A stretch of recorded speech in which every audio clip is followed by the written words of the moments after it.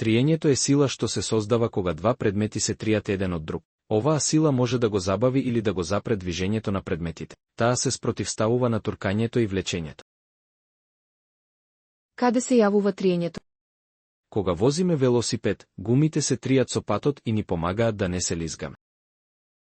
Кога пешачиме, нашите чевли се тријат со подот и не ни дозволуваат да се лизнеме. Кога триеме дланки една од друга, чувствуваме топлина, тоа е поради триењето. Дали триењето може да предизвика позитивни ефекти?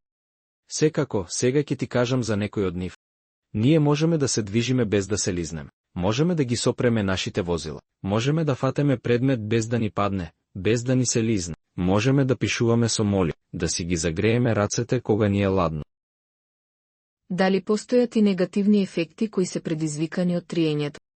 Секако дека има и негативни ефекти од триењето. Како например, кога има триење предметите побрзо се трошат. Колку е поголемо триењето, толку повеќе е отежнато движењето. Кога има триење, машините можат да прегреат. Исто така, доколку паднеме на асфалт поради големото триење, можеме да си ја повредиме кожата.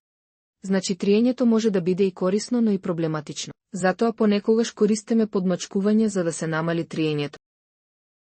А сега, ученици, еве неколку експерименти преку кои вие самите може да истражувате за триењето и да донесувате заклучоци.